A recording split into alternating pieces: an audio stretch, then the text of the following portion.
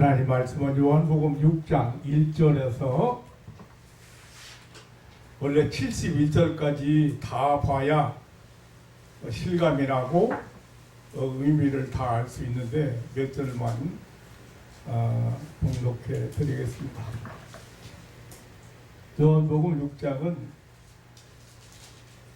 71절까지 있는 긴 장인데 사실은 주제는 한 가지입니다. 그래서 여러분들이 이제 몇 절만 이렇게 봉독해 드리겠습니다. 그 후에 예수께서 갈릴리 바다 곧 디베라 바다 건너편으로 가시매 큰 무리가 따르니 이는 병인들에게 행하시는 표적을 보미로라. 예수께서 산에 오르사 제자들과 함께 거기에 앉으시니 마침 유대인의 명절인 유월절이 가까운지라 예수께서 눈을 들어 큰 무리가 자기에게로 오는 것을 보시고 빌립에게 이르시되 우리가 어디서 떡을 사서 이 사람들로 먹게 하겠느냐 하시니 이렇게 말씀하시면 친히 어떻게 하실 것을 아시고 빌립을 시험고자 하십니다. 6절까지만 계속해 드렸습니다.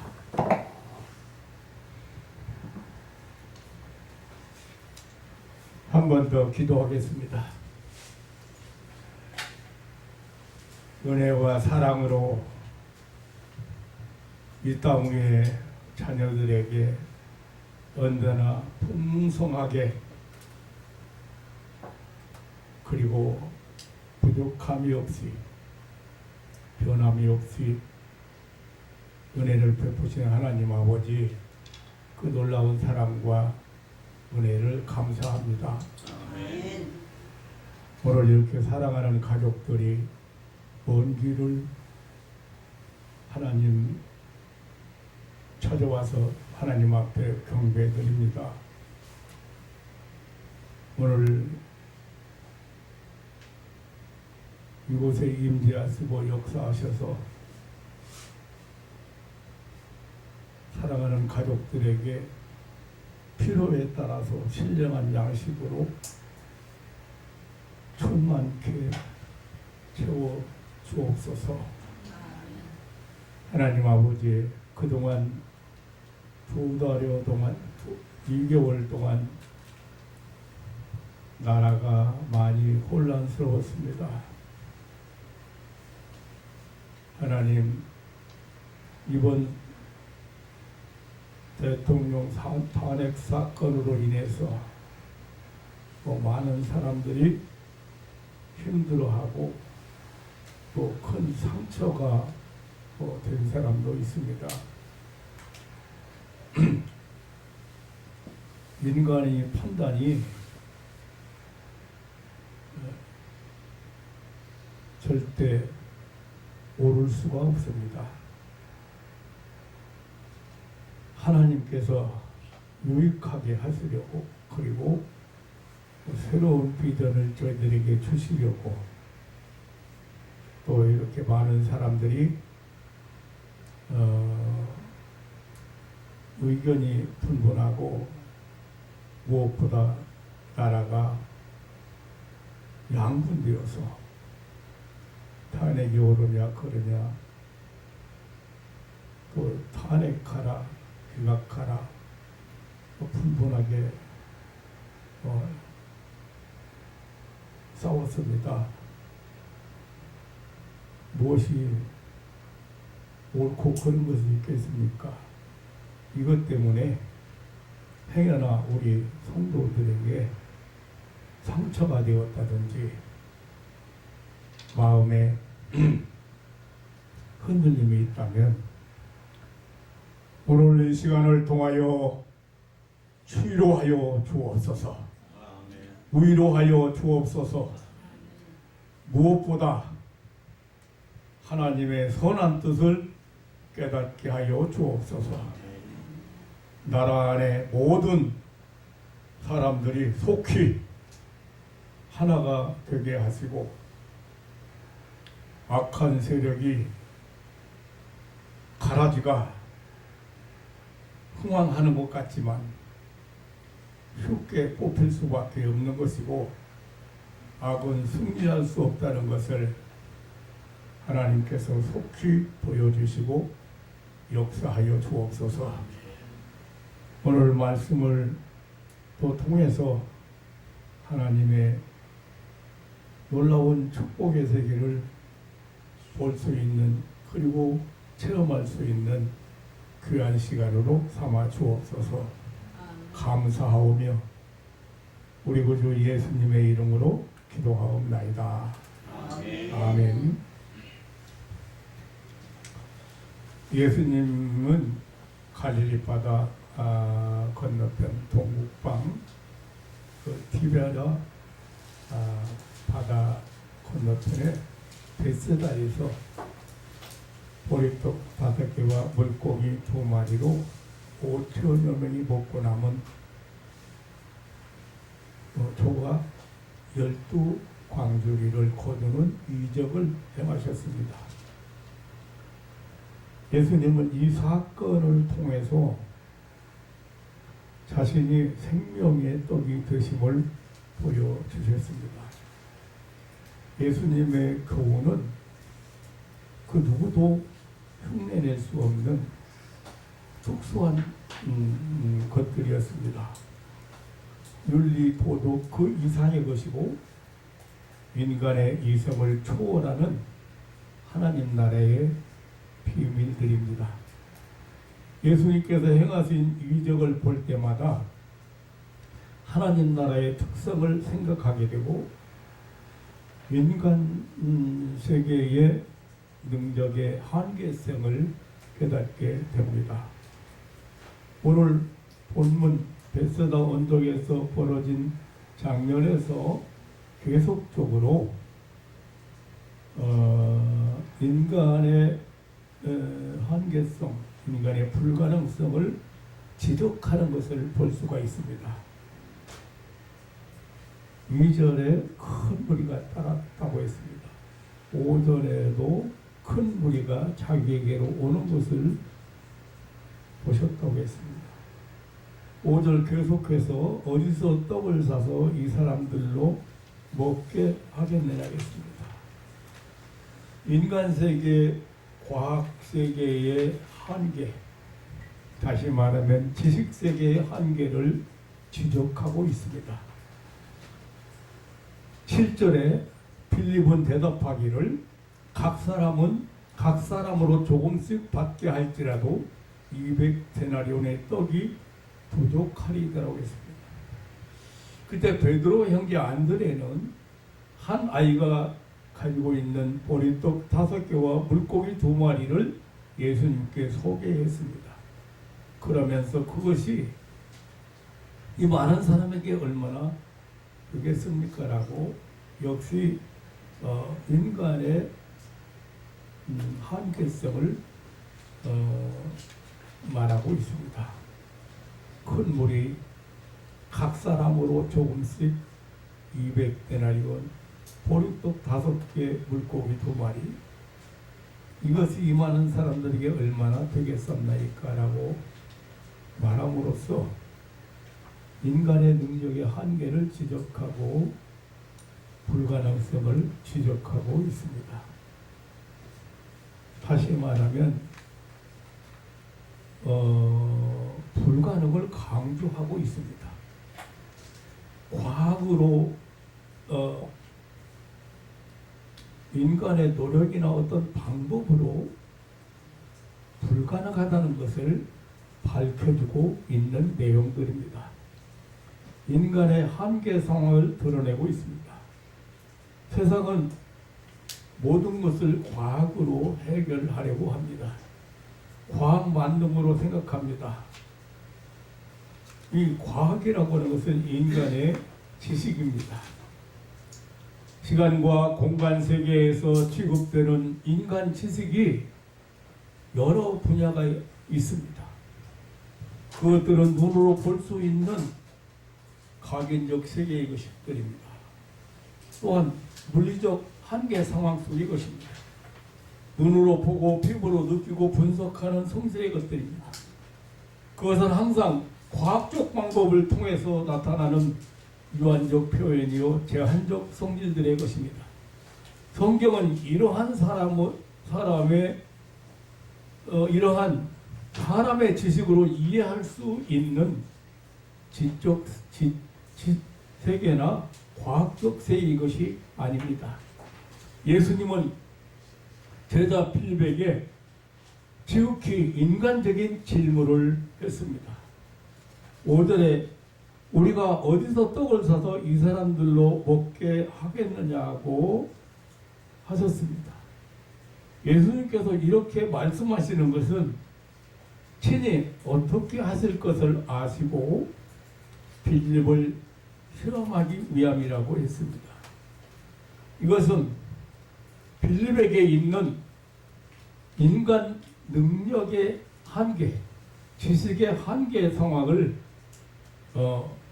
상기시키기 위함이었습니다. 뿐만 아니라 큰 무리를 향한 문제 해결의 비결이 결국 과학이나 인간의 방법에 의한 것이 아니라는 것을 가르쳐주기 위함이었습니다. 그리고 예수님께서 항상 말씀하시고 전파하시는 하나님 나라의 비밀을 깨우쳐 주시고 하나님 나라를 알려주시기 위함이었습니다. 7절에 필립은 각 사람으로 조금씩 받게 할지라도 200데나리온의 떡이 부족하리이다라고 했습니다. 9절에 안드레는 보리떡 5개와 물고기 2마리가 이 큰 무리에게 얼마나 되겠사옵나이까라고 했습니다. 역시 인간의 능력의 한계에 불가능의 상황을 잘 드러내고 있습니다. 그러기에 사람들은 성경을 보면서 부정적인 의식을 가지거나 불신적인 태도를 보입니다. 이런 한계 상황을 계속해서 지적하고 밝힌 것은 하나님 나라의 특수성, 전능성을 알게 하시려는, 다시 말하면 하나님 나라의 비밀을 교훈하시기 위함이었습니다. 이제 예수님은 본격적으로 당신이 계획하셨던 실물 교육, 놀라운 이적을 집행하셨습니다. 10절에 예수님께서 가라사대 이 사람들을 앉게 하라 하신데 그곳에 잔디가 많은지라 사람들의 수요가 5천쯤 되더라고 했습니다. 예수님은 수많은 군중을 우선 질서정연하게 앉게 하셨습니다. 하나님이 창조하신 온 우주와 삼라만상이 그 수를 헤아릴 수 없지만 질서에 따라서 변함없이 운행되고 있습니다. 하나님의 필요세계는 질서의 세계입니다. 하나님의 나라는 질서의 세계입니다. 자연계도 인간세계도 영적 세계도 모두 질서의 세계입니다. 이 질서가 무너지면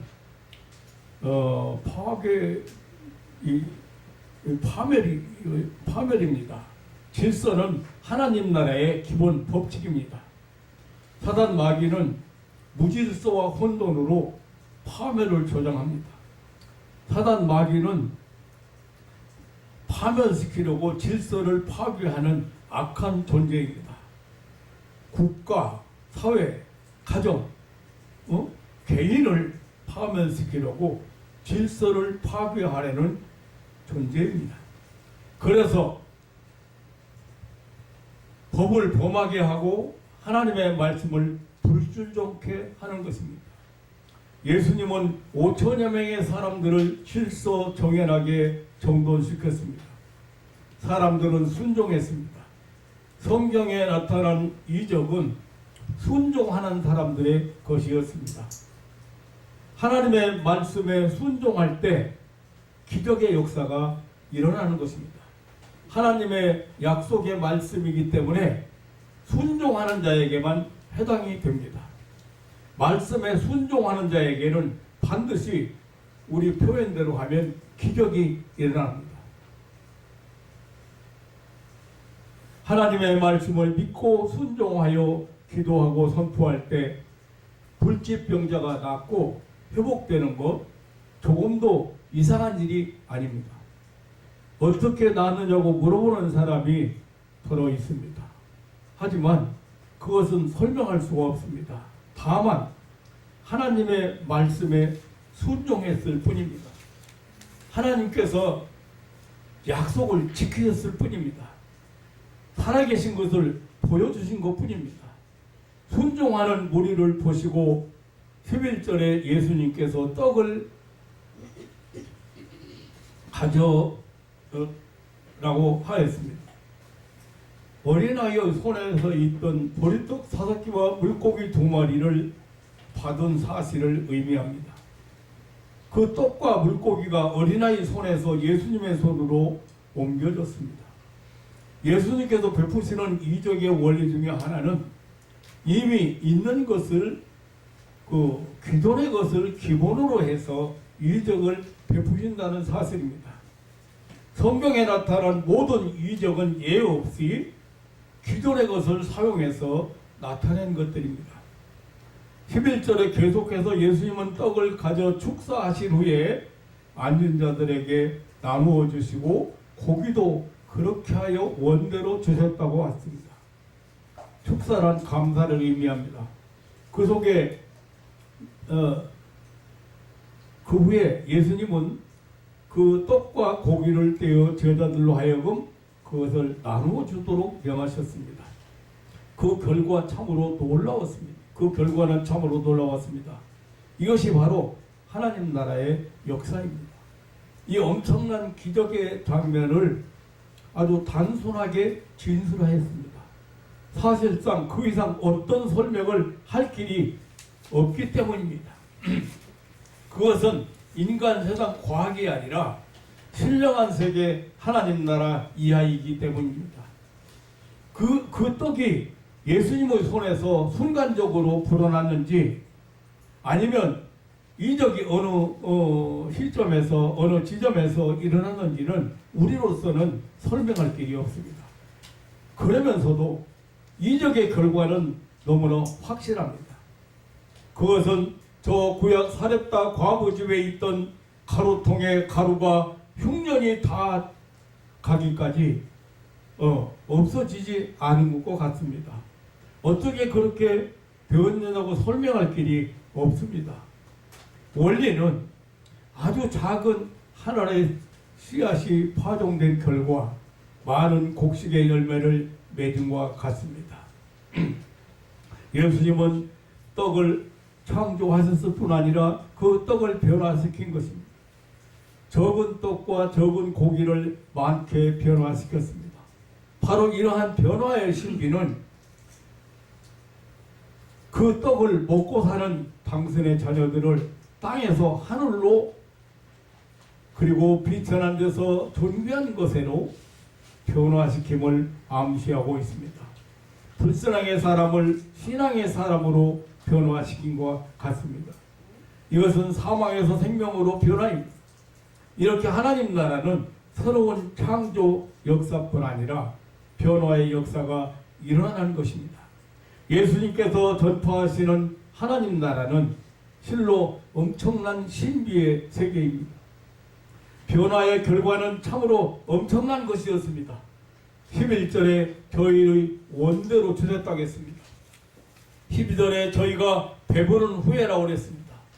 12절에 또 말하기를 남은 조각을 거두고 버리는 것이 없게 하라겠습니다.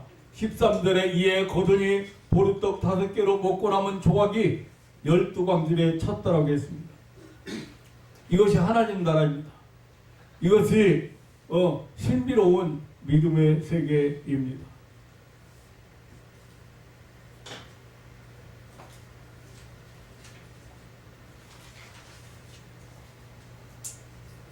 예수님은 날마다 외치던 하나님 나라, 그 날마다 가르치던 그리고 설교하던 하나님 나라에 대한 교육을 하셨습니다. 아주 특수 교육을 베스다 언덕에서 하셨습니다. 너무 현실적이고 실제적인 실증학 교육이었습니다. 인간의 지성은 떡을 구할 수도 없고 살 수도 없는 것을 인식하는 것 뿐입니다. 각 사람에게 조금씩 나눠줄지라도 200데나리온의 떡이 소요된다는 그런 불가능을 인식하는 것 뿐입니다. 그러나 하나님 나라는 그렇게 인식하는 것을 초월해서, 다시 말하면 지성세계를, 과학세계를 초월해서 너희가 먹을 것을 주어라고 하는 세계입니다. 그래서 믿음을 말하는 것입니다. 보리떡 5개와 물고기 2마리로 어떻게 5,000명이 흡족하게 먹고 남은 조각이 12방울에 차게 되었는가는 알 길이 없습니다. 그것은 나타난 결과로 다만 믿을 뿐입니다. 하나님의 천지 창조와 인간 창조 및 섭리는 믿을 수밖에 없는 실존입니다. 다 알 길이 전혀 없습니다. 설명할 수도 없습니다. 이해하라고 하지 않습니다. 그렇기 때문에 이해하라고 하지를 않습니다. 믿음으로만 안다고 합니다. 그러므로 사람들은 알고 믿느냐 믿고 안 하냐는 문제를 제기합니다. 베드로는 요한복음에서 우리가 주는 하나님의 거룩하신 자인 줄 믿고 알았삼나이다라고 했습니다. 사도 바울은 로마서 1장 11절에 믿음으로 믿음에 이르게 하나니 기록된다 오직 의인은 믿음으로 말미암아 살리라고 했습니다. 믿고 보니 믿음이 생기고 그 믿음이 구원에 이른다는 말씀입니다. 사랑하는 성도 여러분, 예수님은 어느 날 베세다 언덕에서 제자들에게, 아니 5,000명에게 위대한 실물 교육을 하셨습니다. 하늘로서 내려온 생명의 떡 산떡에 대한 교훈이었습니다. 예수님은 생명의 떡이시며 온 인류가 먹고 생명을 얻게 된다는 그런 산 교육이었습니다. 인간은 영혼과 육신 두 가지 본질로 창조되었기 때문에 육적 존재이면서 영적 존재입니다. 그래서 물질로 만족하는 피조물이 아닙니다. 영원히 안정을 찾아야 만족하는 존재입니다. 그래서 인간은 수많은 종교를 만들어냈습니다. 심지어 각종 우상 숭배까지 발생했습니다. 현대 교인들은 자기 삶의 모든 것을 너무 육신적으로 평가합니다. 재산의 유무라든지 직업이라든지 자녀 문제라든지 모든 것들을 세상적이고 가시적인 것들을 중시하고 있습니다. 그래서 만족을 모르고 있습니다. 항상 목마르고 갈급해하고 있습니다. 현재 교회도 지나치게 세속적으로 기울어지고 있는 것이 사실입니다.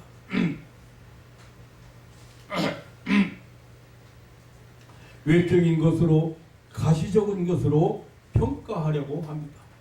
그러나 참된 교회의 가치 평가는 복음의 진가에 있는 것입니다. 예수님은 마태복음 18장 20절에 두세 사람이 내 이름으로 모인 곳에는 나도 그들 중에 있느니라고 했습니다. 예수님이 함께 계신 곳이 교회요 성전입니다. 기적이 일어나는 베세다 언덕입니다. 예수님이 함께 계신 곳이 바로 천국입니다. 성경은 한 영혼, 한 생명, 하나의 씨앗, 하나의 미랄, 이런 아주 하나를 존귀성을 역설하고 있습니다. 사랑하는 성도 여러분, 사람들은 베세다 언덕에서 행하신 오병이어의 이적에 대해서 바른 시각을 갖지 못하면서 그 해석이 분분합니다. 요한복음 6장의 베세다 언덕의 이적의 떡 이야기는 70절이 넘도록 계속되고 있습니다. 대단히 중요한 사건입니다. 생명의 떡이신 예수님 이야기입니다. 35절에 내가 생명의 떡이니 내게 오는 자는 결코 줄이지 아니할 터이요 나를 믿는 자는 영원히 목마르지 아니하리니라 했습니다.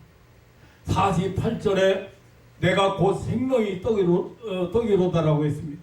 51절에 나는 하늘에서 내려온 산떡이니 사람이 이 떡을 먹으면 영생하리라고 했습니다.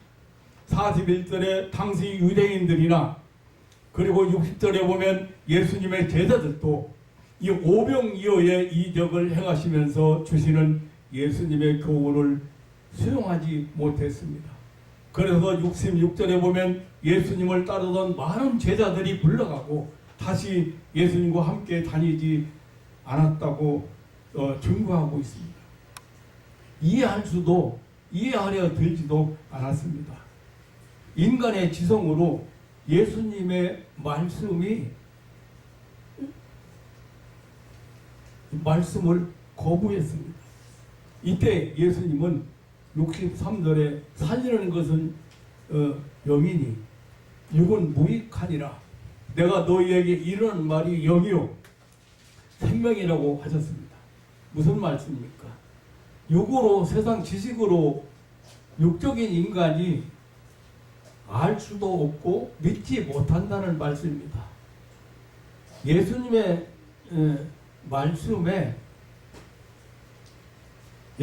말씀은 이 영적 세계의 이치이기 때문에 사람들이 잘 알지도 못하고 믿지 못한다는 말씀입니다. 영적 세계의 이치, 하나님 나라의 비밀이기 때문에 하나님께서 허락하지 않으면, 즉 하나님의 은혜가 아니면 알지도 못하고 믿을 수가 없다는 말씀입니다. 오늘 38절로 40절에 내가 하늘로서 내려온 것도 내려온 것은 내 뜻을 행하려 함이 아니요 나를 보내신 이의 뜻을 행하려 함이니라. 나를 보내신 이의 뜻은 내게 주신 자 중에 내가 하나도 잃어버리지 아니하고 마지막 날에 다시 살리는 이것이니라.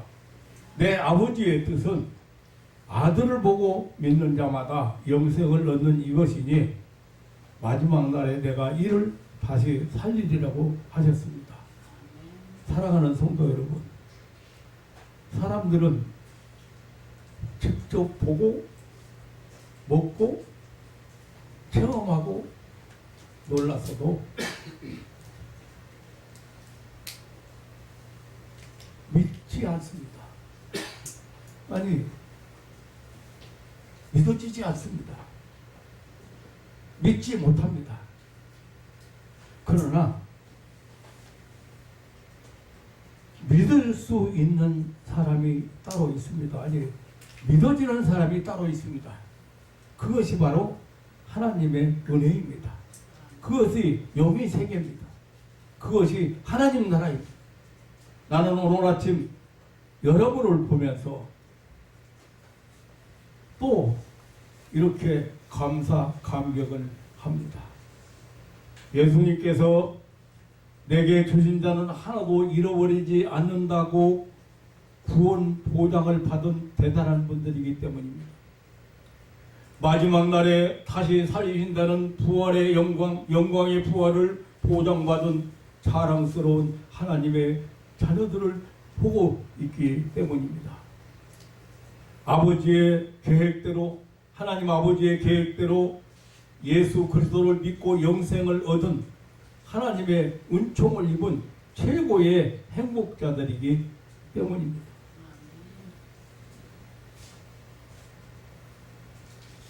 이 험하고 악한 세상에서 언제나 신령한 나라, 하나님 나라를 사모하며 체험하며 살아가는 하나님을 기쁘시게 하는 성도들이 되시기를 주님의 이름으로 축원합니다. 아멘.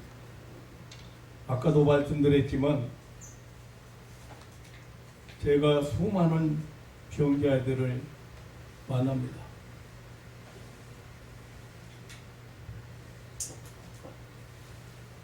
그런데 거의 99%, 98%, 99%를 하나님께서 다 치료하셨습니다.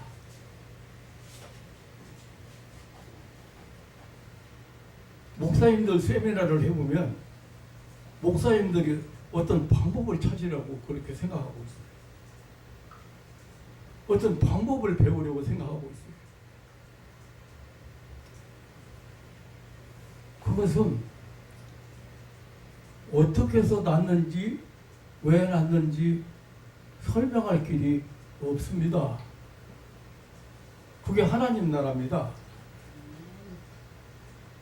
그게 신비의 세계입니다.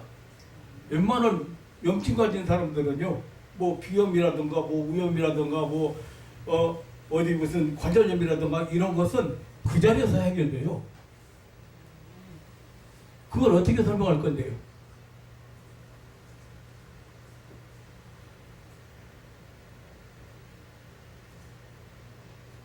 하나님의 약속을 믿고 믿음으로 하나님께서 손을 얹으라 해서 손을 얹을 뿐이에요. 하나님의 역사예요. 그게 신령한 세계의 비밀입니다.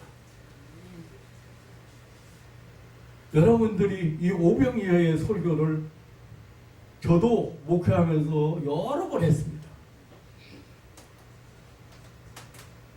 많은 목사님들 설교집을 제가 가지고 있으면서 다 찾아봤습니다. 얼마로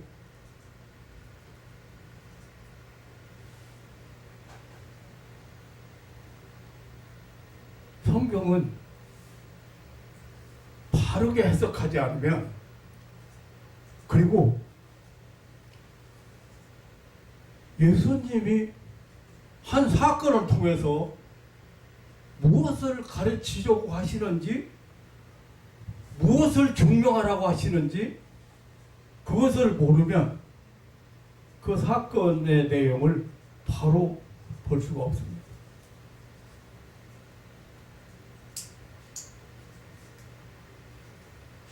암병 환자 중에도요, 제일 빨리 낫는 사람이요, 폐암 환자예요. 여기 내려오는데, 여기까지 내려오는데 숨 차서 제대로 내려오지를 못해서 20-30분 걸려서 여기 내려오다 이제 갈 때는 이렇게 오고 갑니다. 그거 어떻게 설명할 건데요?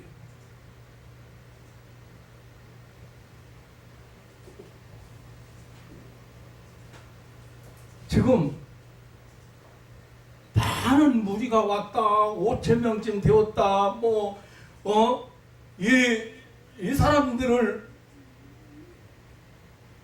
이거 배고프고 지금 지치고 있는 이 사람들에게 떡을 줘서 먹게 하라. 우리가 어떻게 어디서 사와도 살 데도 없지만 200데나리온에 성경학자들이 200데나리온 1년 사람의 1년 동안 일하는 사람의 싹시라고 합니다. 그러면 1년 동안 봉급이라고 지금 모르면 그 돈을 가져도 이 사람들을 다 먹게 할 수 없다는 것이 인간 그거 지적한 거 있다. 지적.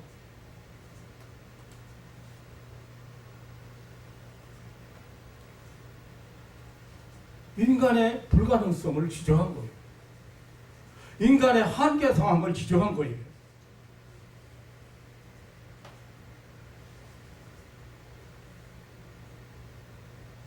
그런데 결과는 어떻습니까? 이게 신령한 세계고 이게 하나님의 나라고. 그래서 그냥 설명이 없습니다.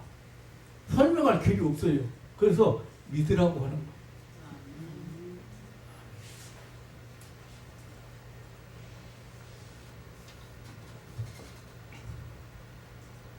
저도 처음 사역 시작할 때는 내가 기도를 했지만 나도 신비롭고 나도 신기하고 나도 놀라는 일이 많았어요.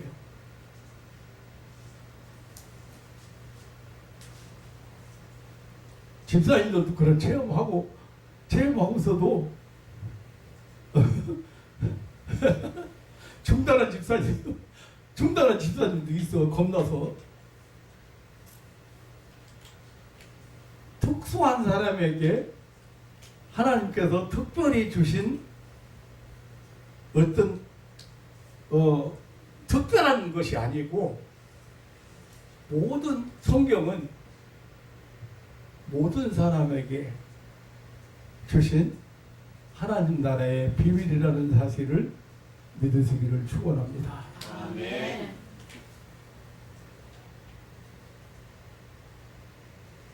예수님께서요, 지나가시다가 무화과나무를 저주하신 일이 있어요. 근데 무화과나무를 저주하신 일이 있는데 열매가 없었어요. 뭐 있을까 하고 보니까 입만 무성하고. 그런데 저도 열대지방에서 1년 이상 살아봤잖아요. 1년 이상 살아보고 필리핀 가서 한 달 이상도 살아보고 했어요. 근데 무화과나무나 다른 과일 나무도 제 때가, 열매 때가 아니라도 항상 열매가 있어요. 항상 성장하고. 그러니까 무화과나무 열매가 없는데 설명했어요. 무화과나무 때가 아님이라 설명했어요. 그 때가 아니기 때문에 열매가 없을 수밖에 없잖아요. 그 예수님께서 그 무화과나무를 저주하셨습니다. 내게서 앞으로 사람이 절대 열매를 따먹지 못하리라 저주를 하셨는데, 그 무화과나무가 뿌리로부터 말랐어요.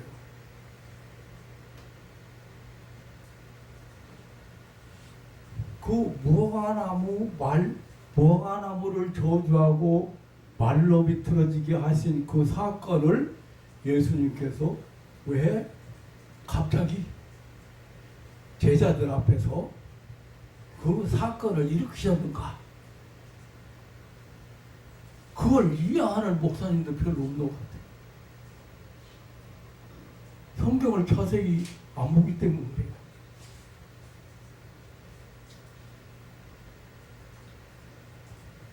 베드로가 말로 비틀어진, 뿌리로부터 말로 비틀어진 무화과나무, 정말 생명력이 강해가지고 이거 쉽게 말로 죽지도 않아요.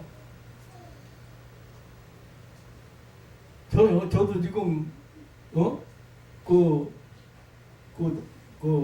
무화과나무 2개 심어놨는데요, 굉장히 생명력이 왕성합니다 이게. 그런데 그 말로 비틀어졌다 이거죠. 그러니까 베드로가 생각이 나서, 선생님, 저 무화과나무가, 저주하신 무화과나무가 말랐나이다. 그런데 예수님의 대답은 단 한마디예요. 하나님을 믿으라. 하나님 나라는, 신령한 세계는, 믿음의 세계는 무화과나무가 하루 만에 무화과나무가 저렇게 말로 비틀어지는 것이 문제가 아니고, 누구든지 성경은 그렇게 말해요.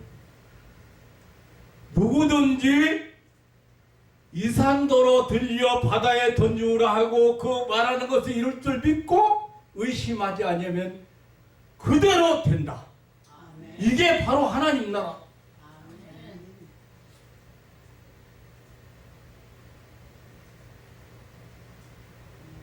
신령한 세계, 영적인 세계 원리를 모르는 사람들이 병이 왜 낫느냐고, 왜 회복이 되냐고, 장애인이 왜 회복이 되냐고, 그 원리를 모르는 사람들이 도저히 불가능하다고만 얘기를 하지 믿음으로 들지는 않는다 그 말이에요.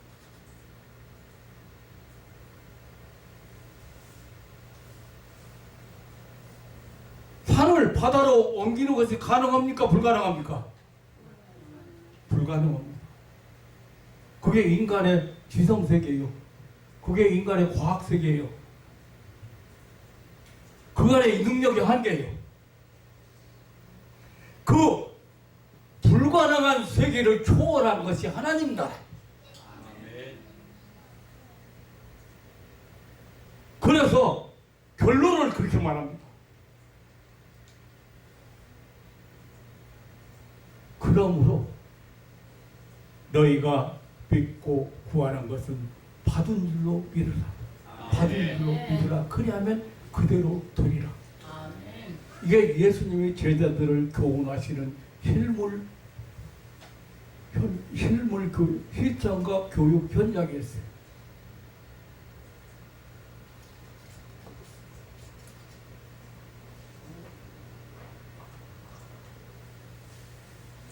오늘 예수님은 내가 생명의 떡이다. 내가 하늘로서 내려온 생명의 떡이고 산 떡이야. 이 떡은 많은 사람이 누구든지 먹고 영생하는 생명의 떡이라는 사실을 설명하기 위해서, 아니 보여주기 위해서 여기 베스다 언덕에서 벌써 5덩이와 물고기 2마리로 5,000명이 먹고 12광자 남는 유적을 행하신 거예요.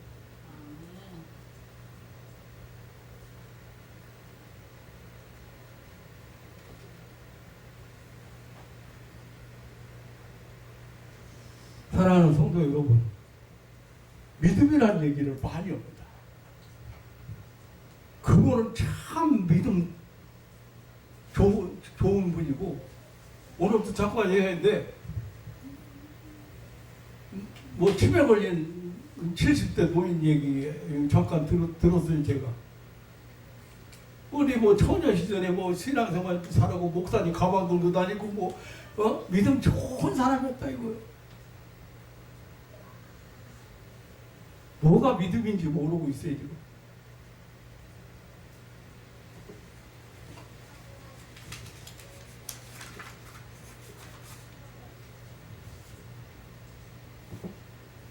사랑하는 성도 여러분,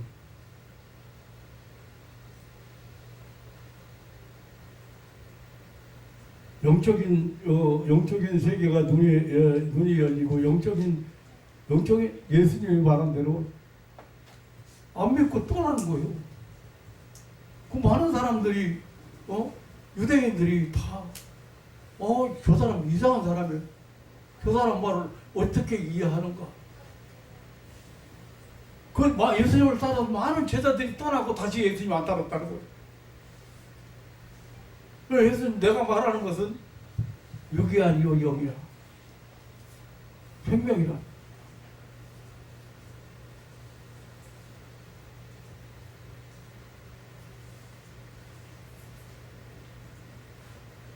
사랑하는 성도 여러분,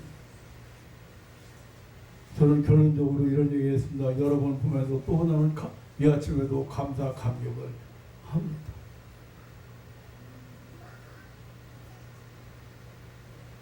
내가 믿고 싶어서가 아니고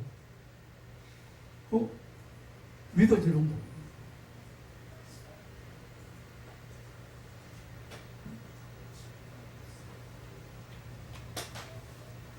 그래서 성경은 그런 게 하나님,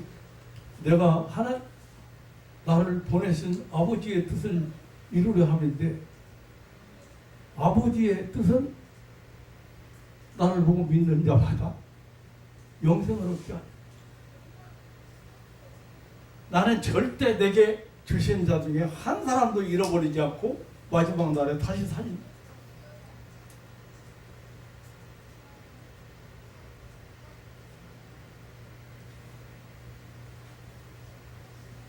생명의 떡이 되신 예수님을 여러분 믿고 체험하고 하나님 나라 늘 체험하는 그러한 신앙인들 되시기를 다시 한번 주님의 이름으로 축원합니다. 아멘. 하나님 아버지 놀라운 사랑과 은혜를 감사합니다. 오늘은 저 벳세다 언덕에 수많은 사람들이 몰려온 언덕에서 실물 교육을 통해서 내가 생명의 떡이라고는 예수님의 이렇게 놀라운 교훈을 우리 같이 받았습니다. 사랑하는 가족들이 내가 얻은 생명, 예수 생명, 영생, 보장된 영생, 보장된 부활, 이런 확신 속에서 너무 물질적인 것이나 가시적인 것이나 세상적인 것에 치우치지 않고 세상을 살아갈 수 있는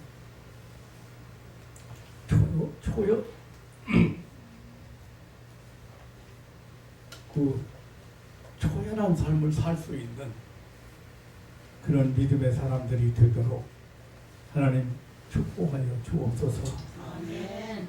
오늘 이 아침에도 이곳에 오시고 우리에게 하늘나라의 비밀을 열어주시고 믿음의 세계를 살아갈 수 있는 힘을 주신 우리 구주 예수님의 이름으로 기도하옵나이다.